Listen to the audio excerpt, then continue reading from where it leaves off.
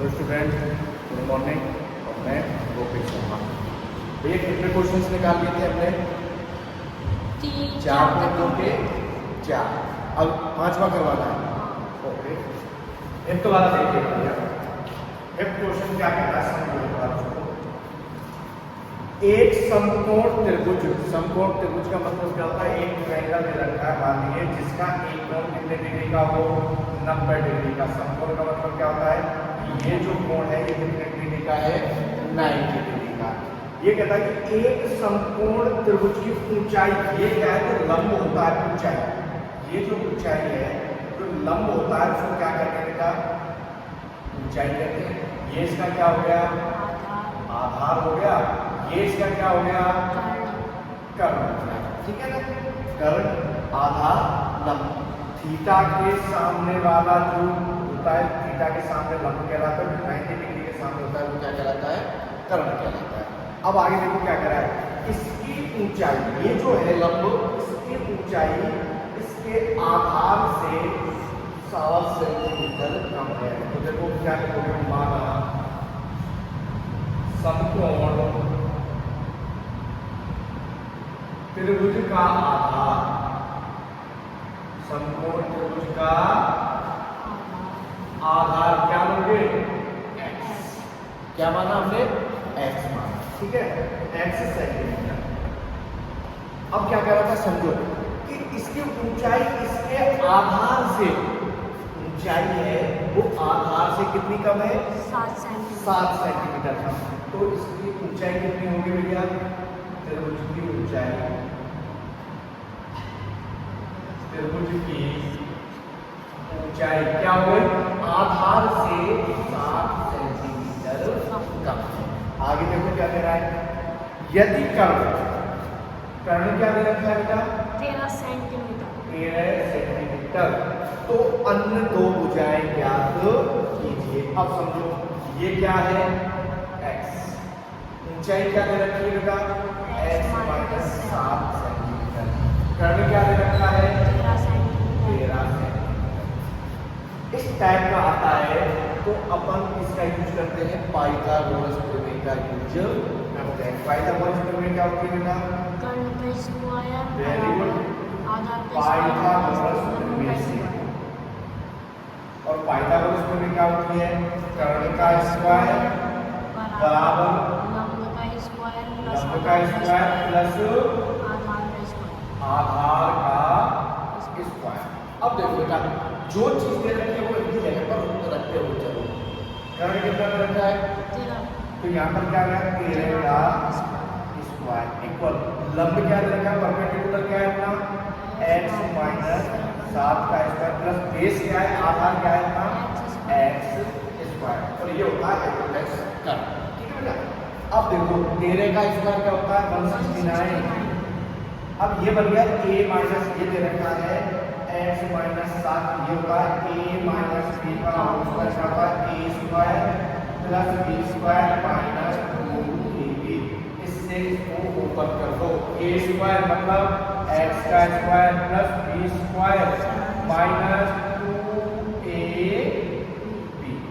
Plus में क्या दे रखा है? x square. अब इसको सॉल्व कीजिएगा बेटा। x स्क्वायर 7 का स्क्वायर 49 माइनस 14 का x प्लस x का स्क्वायर। x कितना बन गया बेटा? 2x। मैं इसको ध्यान देता हूँ। कितना बन गया? 169 बराबर। अब देखो x स्क्वायर क्या हो गया? 2x square. अब देखो यहाँ पर माइनस के 14x और प्लस का क्या रखा है बेटा? 49। अब जो यहाँ से क्या कहते हैं, सारी वैल्यू एक तरफ ले लो। तो मैं ये जो है 69 उसको उधर लेके जाना। ठीक है, तो यहाँ से क्या करेगा? तो 2x square minus 14x plus 49। ये पॉजिटिव है तो जैसे ही साइड चेंज करेंगे तो नेगेटिव साइड हो जाता है। और ये क्या हो गया? 169 बराबर 0। अब देखिएगा, अब 169 में से ये लेस करोगे बेटा क्या आएगा? 2x square minus 14x minus 9 में से 9 गया तो 0, 6 में से 4 गया तो 2, ये आ गया 120 बराबर। अब देखो यहाँ 2x सारे नंबर्स क्या है इवन है, सम है, तो अपन 2 कॉमन ले लेते हैं। यहाँ से मैंने बेटा 2 कॉमन लिया, तो क्या बच गया अपने पास x² माइनस 7x माइनस 60 बराबर 0। इसको इधर भेज दो भैया, 0 में 2 का भाग देंगे तो क्या हो जाएगा 0। और अब अपने पास जो दोहरा समीकरण आया वो क्या हो गया बराबर।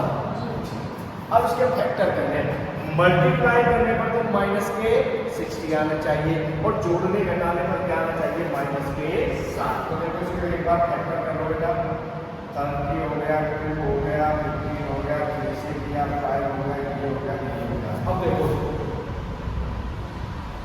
12 पंजे 60 और 12 में से 7 को लेस किया तो 5, बिल्कुल ठीक है।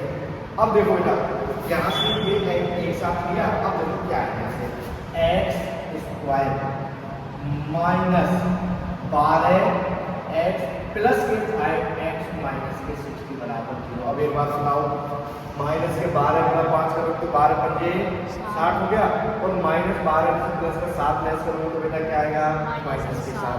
ओके, अब देखो जोड़ा बना दो, ये इसके साथ ऐड कर दो, ये इसके साथ ऐड कर दो, ये इनका जोड़ा हो गया। ठीक है, अब जोड़ा हो गया तो कुछ तो चीज कॉमन होगी, यहाँ से कॉमन निकालो, क्या कॉमन आ गया x और यहाँ क्या बच गया x माइनस 12।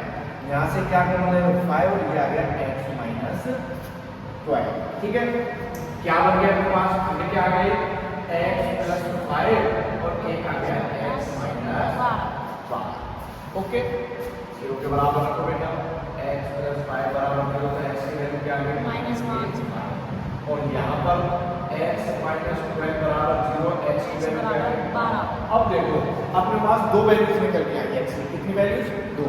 नेगेटिव वैल्यू अपन ले लेंगे, अरे लंबाई कभी नेगेटिव होती है क्या, नहीं लेते, तो x की कौन सी वैल्यू होती है जो पॉजिटिव है। तो देखो इसका जो आधार है वो हमने क्या ऐड किया था x कितना आ गया, तो आप क्या लिखोगे आधार कितना है अपने पास, आधार हो गया 12 सेंटीमीटर और इसकी ऊंचाई क्या हो जाएगी बेटा, ऊंचाई हो जाएगी त्रिभुज की 12 माइनस 7 बराबर 5 सेंटीमीटर।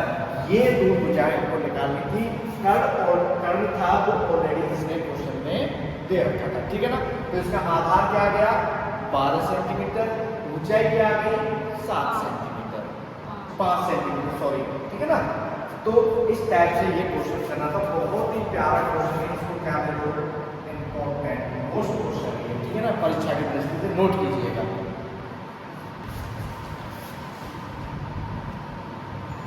अब देखो क्वेश्चन नंबर 6।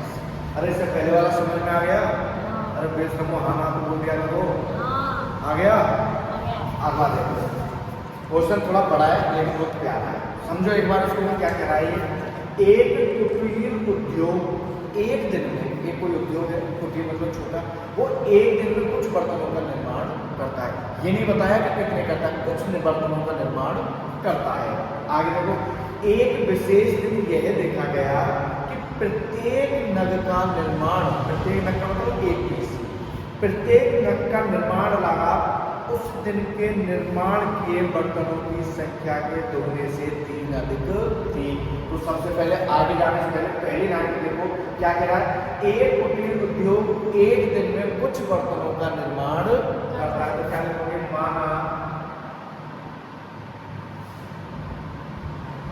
कुटीर उद्योग द्वारा निर्मित बर्तनों की संख्या, निर्मित बर्तनों की संख्या क्या मानूंगा मैं x, कि भाई उस दिन x बर्तनों का निर्माण किया। ओके, आगे क्या कह रहा था, आगे की लाइन में देखो कह रहा है कि प्रत्येक नग की निर्माण लागत, तो क्या लिखेंगे यहाँ पर, प्रत्येक नग की निर्माण लागत। ये कहना चाह रहा है बेटा कि जो ये बर्तनों का निर्माण कर रहा है ना, कि एक पीस को बनाने में कितना खर्च हो रहा है। आगे क्या कह रहा है देखो, प्रत्येक नग की निर्माण लागत उस दिन निर्माण किए गए बर्तनों की संख्या के, जैसे बर्तनों की संख्या कितनी वाला है x, ठीक है। तो कह रहा है कि बर्तनों की संख्या के दोगुने, तो बर्तनों की संख्या के दुगने से 3 अधिक है। अरे ये बर्तनों की संख्या हो गई, इसके दुगने से कितनी अधिक? 3 अधिक। समझ में आई बात? क्या कह रहा है समझो। एक उद्योग है, उसने x बर्तन बनाए। अब कह रहा है कि x बर्तनों में से प्रत्येक बर्तन का खर्चा बताओ कितना आ रहा है। ओके, तो हमने लिखा प्रत्येक नग के निर्माण लागत निर्मित किए गए बर्तनों की संख्या के दोगुने से 3 अधिक है। बर्तनों की संख्या के दोगुने से 3 अधिक है। ओके, आगे क्या कह रहा है? उसने कुल निर्माण लागत, कुल लागत कितनी है बेटा उसकी? 90 रुपये। कुल लागत कितनी? उसने उस दिन बर्तन बनाने में कुल कितने रुपए खर्च किए थे? 90 रुपये लागत लगाई। अब क्या कह रहा है? तो निर्मित बर्तनों की संख्या, निर्मित बर्तनों की संख्या, निर्मित बर्तनों की संख्या क्या है? मैं लिख देता हूँ एक बार, ऐसे तो लिख देंगे। निर्मित बर्तनों की संख्या और प्रत्येक नग की लागत गुणा प्रत्येक नग की लागत बराबर कितनी? 90 रुपये। ठीक है बेटा, बर्तनों कितने निर्माण किए हमने? x, इसकी जगह पर मैं क्या रखूंगा? x गुणा प्रत्येक नग का निर्माण कितना है? 2x + 3। अगर ब्रैकेट लगा दिया ना तो आप ये गुणा का साइन लगाना कोई जरूरी नहीं है। इसका मतलब भी क्या होता है? मल्टीप्लाई होता है। और बराबर क्या है बेटा? 9। x का अगर मल्टीप्लाई कर दो ब्रैकेट के अंदर, मैंने जैसे ही मल्टीप्लाई किया मुझे क्या मिलेगा बेटा? 2x² + 3x बराबर 90। 90 आ गया। अब देखो बेटा, इसको इधर लेके आना पड़ेगा। पॉजिटिव को इधर आके कैसे हो जाएगा? तो देखिएगा 2x² + 3x - 90 = 0। अब यहाँ से ये जो राशि करेंगे, अब हमें क्या निकालना है? इसके खंड करने हैं। तो देखो इसका इसको मल्टीप्लाई करो तो आएगा -1। अब इसके ऐसे फैक्टर करने कि भैया गुणा करने पर तो माइनस का 180 आना चाहिए और जोड़ने घटाने पर 3 आना चाहिए, वो भी कैसा? प्लस का। मतलब खंड कर लो एक बार, इसके फैक्टर करो। 2 90 2 45 3 1 5 3 5 5 1। अच्छा, अब इसको देखो, 1 किया तो 3 गुणा 15 2 4 6 6 12 12 60 हासिल करेंगे 6 12। बिल्कुल सही है। क्या फैक्टर बन गया? हमने गुणनफल किया कि जब हम 15 गुणा 12 करेंगे तो कितना आएगा? 180 आएगा। ठीक है बेटा, जब 15 गुणा 12 करेंगे 180 आएगा। लेकिन हम इसमें हमें बड़ी संख्या तो कैसे लेंगे? प्लस की, और छोटी संख्या माइनस। क्यों? क्योंकि जब हम इनको जोड़ेंगे तो प्लस का चिन्ह चाहिए, गुणा करने पर माइनस का। तो यहाँ से अपन क्या करेंगे? 2x² + 15x - 12x - 90 बराबर 0। ओके, क्या करना दिख रहा है आपको यहाँ से? x ओनली क्या दिख रहा है? x। तो यहाँ से x और यहाँ पर क्या बच गया? 2x + 15। अब बात आ जाओ यहाँ पर, ये नेगेटिव। अगर मैं नेगेटिव कॉमन ले लेता हूँ तो ये दोनों क्या हो जाएंगे? पॉजिटिव हो जाएंगे। ये क्या मैंने ले लिया। अब ऐसी संख्या लेनी है कि यहाँ पर क्या आना चाहिए? 2 और यहाँ पर क्या आना चाहिए? 15। है कुछ ऐसी संख्या? 6 का भाग बना इसमें 15 आ रहा है। 15 छक्की 90 और 6 दूनी 12। यहाँ से मैंने क्या लिया बेटा? 6। तो ये क्या गया? 2x + 15। अरे अंदर मल्टीप्लाई करो तो माइनस के 12 और इसका करो तो माइनस के 90। अब देखिएगा बेटा, क्या आपके पास अंतर आ गया? इसके 2x + 15 और दूसरा क्या है? x - 6। तो देखो यहाँ से क्या आएगा? 2x + 15 बराबर 0। 2x इसको बदलेगा माइनस के 15 और x का मान क्या गया? माइनस के 15/2। तो आपको पता है पैसे कभी माइनस में आते हैं क्या? अरे ऐसे कोई नहीं है कि माइनस के 10 रुपये दे दे रहे मुझे, ऐसा कहता है क्या कोई? कोई नहीं कहता। वैल्यू हमेशा किसको दी जाती है? पॉजिटिव। यहाँ से आ गया x बराबर 6। अब देखो बेटा, एक्स क्या माना था हमने? बर्तनों की संख्या। बर्तनों की संख्या कितनी है? 6। उस दिन कितने बर्तन बनाए उसने? 6। अब उसके प्रत्येक दिन के निर्माण लागत यहाँ पर रखोगे 6 दूनी 12, 12 और 3 15, तो 15 रुपये के आगे उसकी निर्माण लागत आ गई। अब देखो 6 गुणा 15 करोगे तो टोटल पैसे आ रहे हैं नहीं आ रहे? 15 छक्की 90 आ रहे हैं नहीं? तो आप इसको यहाँ पर रखो। बर्तनों की संख्या कितनी होगी बेटा? 6 रुपये। 6। खर्चा कितना आ गया? मैं सीधे डायरेक्ट लिख रहा हूँ। खर्चा कितना आ गया? 2 गुणा 6 प्लस 3 इसी जगह पर रख दूंगा मैं। और ये कितना आ गया? 15। अगर दोनों का मल्टीप्लाई करना 15 छक्की 90, कुल निर्माण कुल लागत कितनी थी उसकी? 90 रुपये। और यही हमारा क्या रहेगा? आंसर है। ठीक है ना? कुछ देखो बहुत इजी था, लेंथ समझने की बात थी, ठीक है ना? नोट कीजिए, कुछ समझ में नहीं आया तो पूछना करो।